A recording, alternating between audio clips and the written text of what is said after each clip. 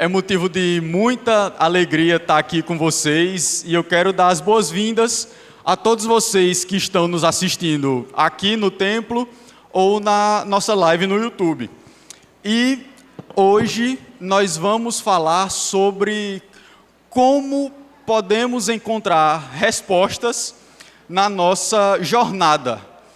E para ilustrar um pouco, para dar um pouco de norte na nossa exposição, a gente vai pegar a parte que está a história que se encontra a partir do verso 13 até o 35 de Lucas 24.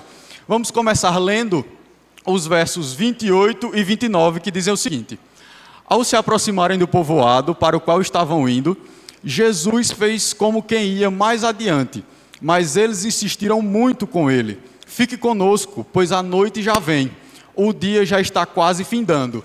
Então ele entrou para ficar com eles.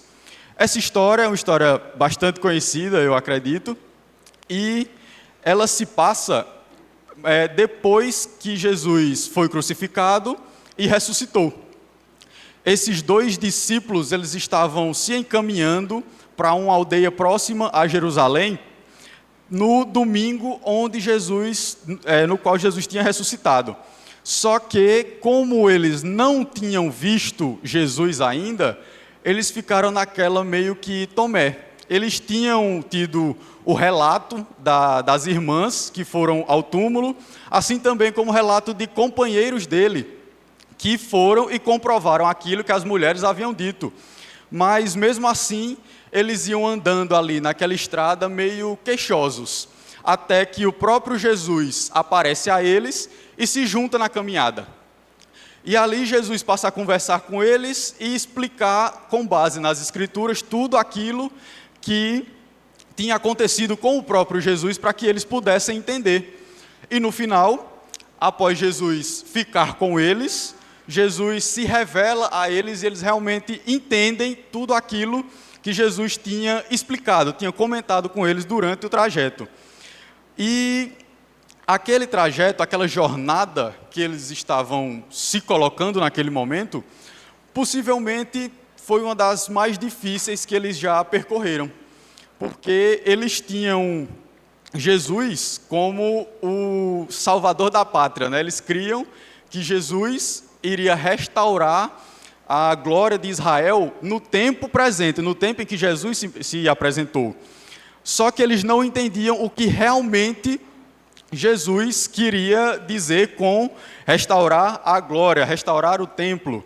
E foi preciso que Jesus aparecesse a eles em carne durante a sua viagem para Emaús, para que eles pudessem efetivamente entender. E hoje nós vamos falar sobre como a gente pode encontrar respostas durante a nossa jornada, ou as nossas jornadas. E para a gente poder entrar nesse tema primeiro, a gente deveria entender o que é uma jornada.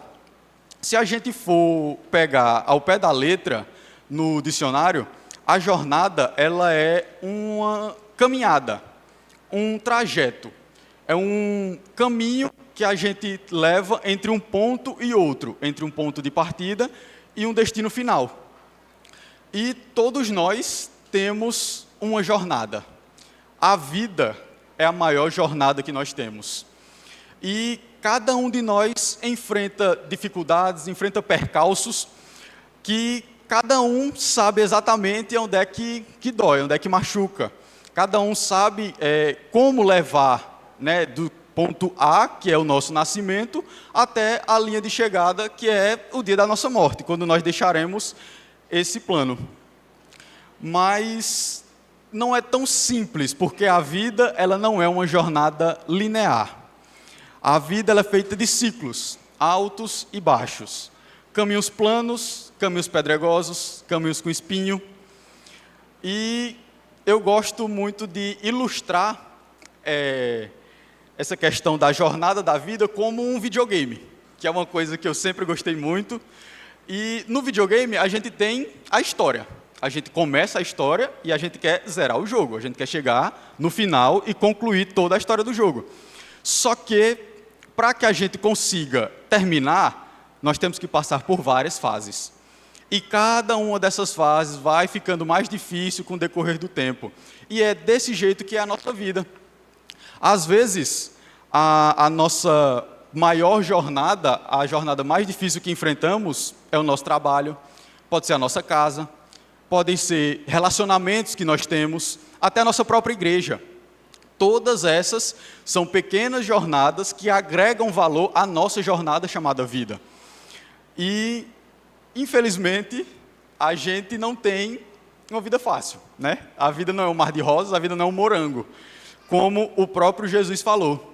Ele diz lá em João 16:33, que no mundo vocês terão aflições.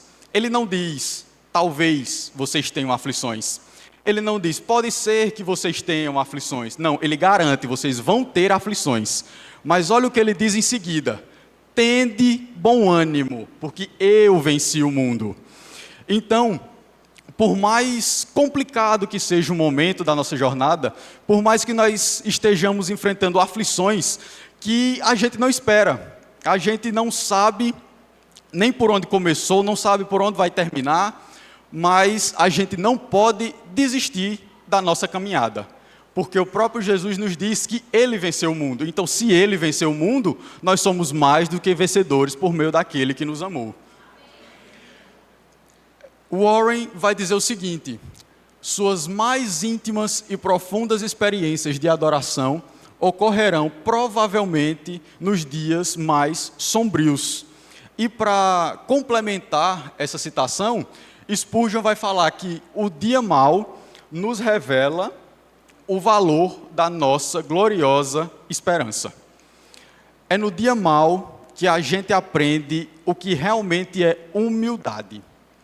É no dia mau que a gente entende o que é colocar a nossa vida nas mãos de Deus.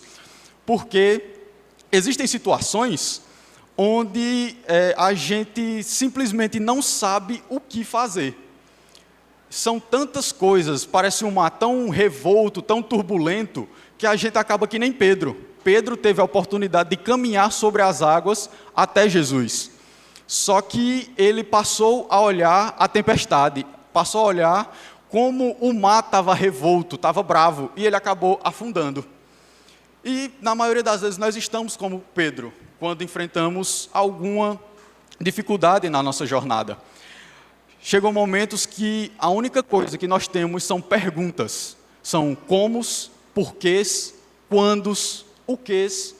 E a gente até ora, a gente até pede a Deus uma resposta, uma direção.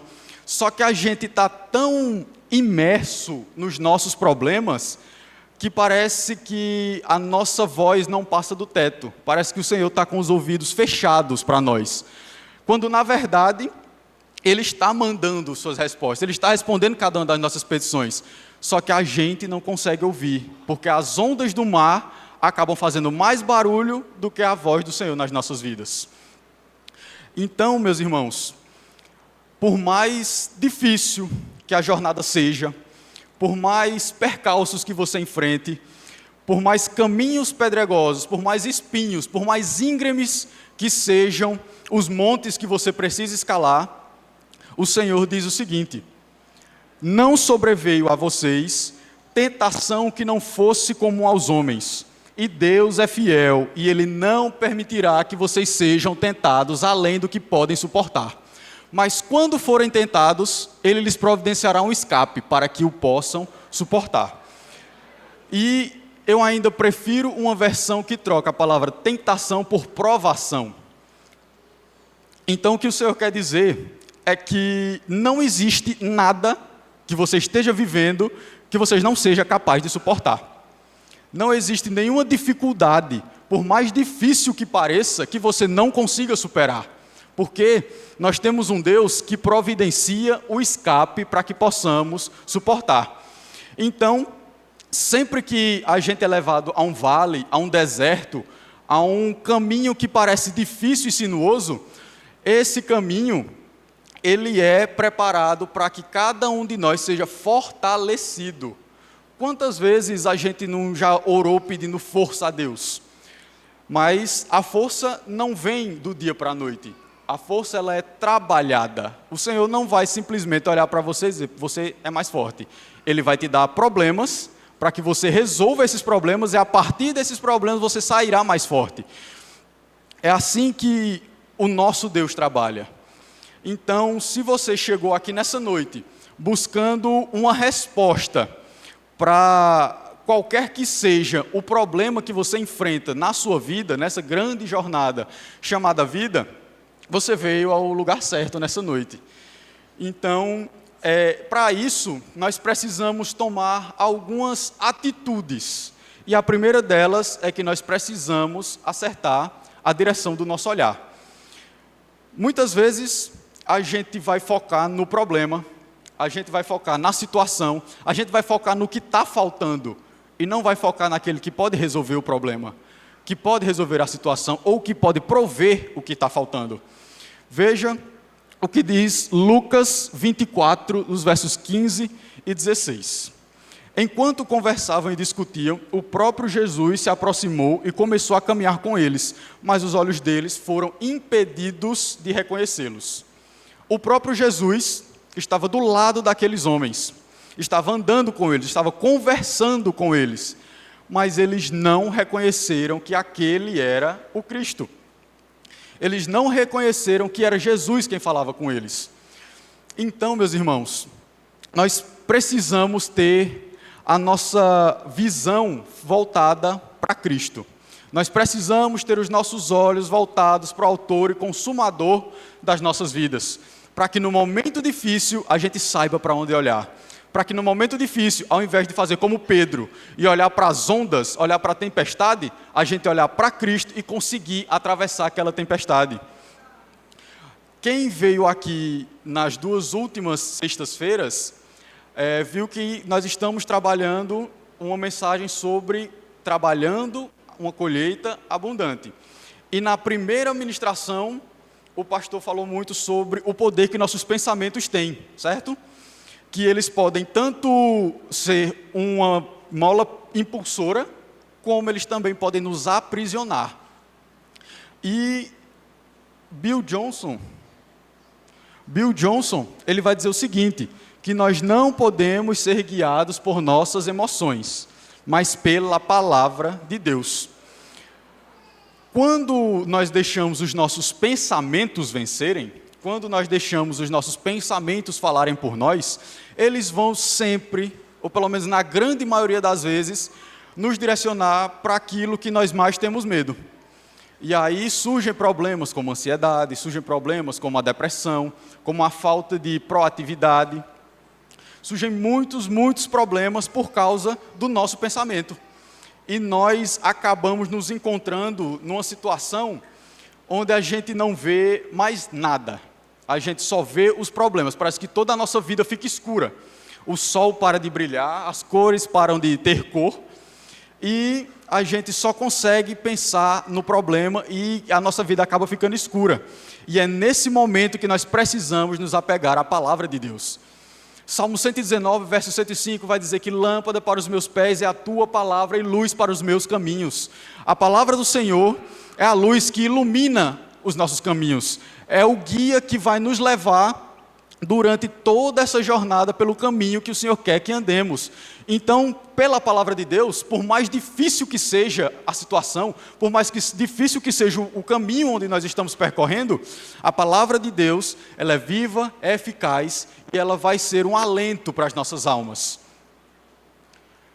E Jeremias, ainda falando sobre a questão dos nossos pensamentos, a questão de como nós devemos nos portar diante de algumas situações, Jeremias 17, 9 e 10 vai dizer o seguinte: o coração é mais enganoso que qualquer outra coisa, e sua doença é incurável. Quem é capaz de compreendê-lo? Eu sou o Senhor que sonda o coração e examina a mente, para recompensar cada um de acordo com a sua conduta, de acordo com as suas obras. O coração não está sendo referenciado aqui diretamente o órgão, mas sim a nossa mente, porque é da nossa mente de onde provém todos os nossos desejos, sejam eles bons ou ruins. E a própria Bíblia diz que nós não devemos confiar em nós mesmos, porque o nosso coração, a nossa mente, ela é enganosa. E, na grande maioria das vezes, é a nossa mente que faz com que nós estejamos cegos e alheios para a presença de Deus nas nossas vidas, nos nossos momentos de dificuldade. Um outro ponto, uma outra atitude que nós temos que ter é sempre trazer à memória os feitos de Jesus.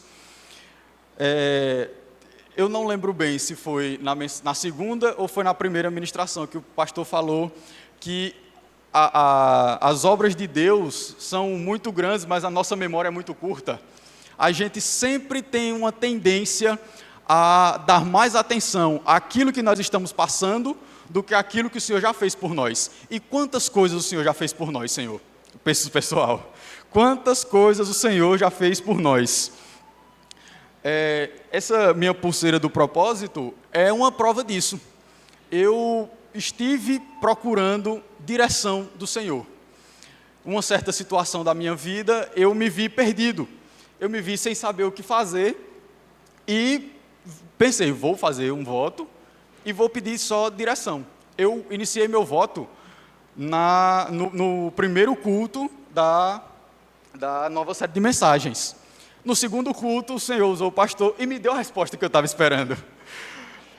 No domingo, o irmão Bruno falou sobre processos, o que confirmou a resposta que eu esperava. E hoje eu estou aqui falando sobre respostas na jornada. Então, meus irmãos, nós sempre precisamos trazer à memória os feitos de Jesus, porque é muito fácil a gente se perder no caminho, no meio dos nossos pensamentos errados, no meio da situação ruim. Então, os fatos que Jesus, as coisas que Jesus fizeram na nossa vida precisam sempre ser lembradas, porque lá em Lucas 24 vai dizer o seguinte: alguns de nossos companheiros foram ao sepulcro e encontraram tudo exatamente como as mulheres tinham dito, mas não o viram. Então, esses irmãos, eles sabiam que Jesus tinha ressuscitado, porque as irmãs foram lá, não viram ninguém, os discípulos amigos dele foram lá, comprovaram que não havia ninguém, só que eles não se lembraram do que Jesus disse que ia fazer. Eles não se lembraram do que ia acontecer. Então, que a gente possa viver o que diz Lamentações 3:21, quando Jeremias diz o seguinte: quero trazer à memória aquilo que me dá esperança. A gente tem uma facilidade tão grande para remoer coisas que mais nos prejudicam do que nos ajudam. Então, vamos nos esforçar para sempre trazer à memória os feitos de Jesus, porque isso vai nos dar esperança no momento difícil. E por fim, nós precisamos convidar Jesus para ficar conosco. Jesus, diferente do inimigo, ele não entra na primeira brecha que a gente dá. Jesus, ele é educado, ele bate na porta. E nós devemos abrir essa porta e deixá-lo entrar. Lucas 24:29 diz o seguinte: mas eles insistiram muito com ele: fique conosco, pois a noite já vem, o dia já está quase findando. Então ele entrou e ficou com eles. Então, ele só entrou, ele só pôde se revelar àqueles discípulos porque os discípulos o convidaram para estar com eles. E foi ali, no momento de comunhão, que ele se revelou, que os discípulos realmente perceberam quem ele era. Então, não existe nada que Jesus possa dar de resposta para a gente se a gente não estiver em comunhão com ele, se a gente não convidá-lo para estar conosco na nossa vida. Jesus e nós devemos ser uma pessoa. Como Paulo diz, não mais vivo eu, mas Cristo vive em mim. A partir do momento que nós convidamos o Senhor a estar conosco nas nossas vidas, nós estamos dizendo exatamente isso: Senhor, não é mais a minha vida aqui, mas é a tua vida em mim. Eu sou a tua casa. Bill Johnson vai falar o seguinte: você é salvo quando acredita em Jesus, mas é transformado quando percebe que ele acredita em você. Uma boa parte dos problemas que nós enfrentamos se dá devido ao fato de que nós não conseguimos nos identificar como filhos de Deus. A gente sabe que Deus é Senhor, A gente sabe que Ele é o Salvador, a gente sabe que Ele é soberano, todo-poderoso, a gente sabe de todas essas coisas. Só que para a gente é muito difícil saber também que Ele é nosso Pai. E como um pai, Ele cuida dos seus filhos. Ele cuida de cada um dos seus filhos, Ele conhece a necessidade de cada um dos seus filhos. E por não ter essa mentalidade, a gente acaba sucumbindo aos problemas, às dificuldades. Porque a gente acaba se esquecendo de que temos um Pai todo-poderoso que tem Gênesis 1 no seu currículo. Então, se a gente crê num Deus que Ele criou todo o universo apenas com a sua voz, se a gente crê num Deus que abriu o mar vermelho para um povo passar, se a gente crê num Deus que parou o sol e a lua para que o seu exército não fosse derrotado, por que é que a gente tem tanta dificuldade de crer em um Deus que pode suprir as nossas necessidades, que pode resolver os nossos problemas, que pode nos ajudar na parte difícil da nossa caminhada? Por que é que a gente faz tantas perguntas e não só crê? A resposta, ela está do nosso lado, a resposta se chama Jesus Cristo. Se você veio aqui atrás de uma resposta, essa é a resposta, Jesus Cristo. E Lucas 24:31 vai relatar exatamente o momento onde os discípulos tiveram seus olhos abertos, onde eles perceberam que estavam com Jesus. E no verso 32, o que eles vão falar é o seguinte: então eles disseram um para o outro, não parecia que o nosso coração queimava dentro do peito, quando ele nos falava na estrada e nos explicava as Escrituras Sagradas? Quantas vezes, em meio a dificuldades na nossa vida, a gente não já ouviu, seja o pastor, seja através de um louvor, ou até no nosso quarto durante a oração, o Senhor nos direcionando para algo, só que a gente acaba tão focado no problema, na dificuldade, que a gente não dá ouvidos. Eles sentiram algo diferente enquanto estavam andando com Jesus, o coração deles queimava, o coração deles ardia, só que eles estavam tão preocupados com tudo aquilo que tinha acontecido, que eles não tinham entendido, que acabaram só percebendo quando o próprio Jesus quis se revelar a eles. Quantas e quantas vezes nós não estamos como os 2 discípulos a caminho de Emaús, com o Senhor falando conosco, ministrando, o nosso coração queimando, e a gente simplesmente não percebe que é Ele que está ao nosso lado. Monroe vai dizer o seguinte: eu acredito que a maior tragédia da vida não é a morte, mas uma vida sem propósitos. Quando a gente chega num nível de viver sem propósito, a gente para de viver e passa só a existir. Não é isso que o Senhor quer para nós. Não existe nenhuma provação maior do que o que a gente possa suportar. Então, por que que a gente deixa de acreditar no Deus que prometeu isso e a gente passa a simplesmente esquecer que existe toda uma vida fora daquilo? Existe todo um caminho para percorrer, que aquele não é o final, aquele não é a linha de chegada. Muito provavelmente aquele é um novo começo para as nossas vidas. Então, eu quero encerrar deixando essas 2 passagens. A primeira está lá em 1 Pedro, capítulo 5, verso 7, onde ele diz: lancem sobre ele toda a sua ansiedade, porque ele tem cuidado de vocês. E eu ainda vou ser mais abrangente. Lancem sobre ele também os seus medos, as suas preocupações, os seus problemas, as suas dificuldades, porque Ele tem cuidado de vocês. Deus, Ele não é um Deus de longe. Ele não é só um rei que está sentado num trono, olhando de longe tudo o que acontece no seu reino. Não, Ele é um Senhor pessoal. Ele sabe as necessidades que cada um de nós temos. Ele tem contado os fios de cabelo de cada um de nós.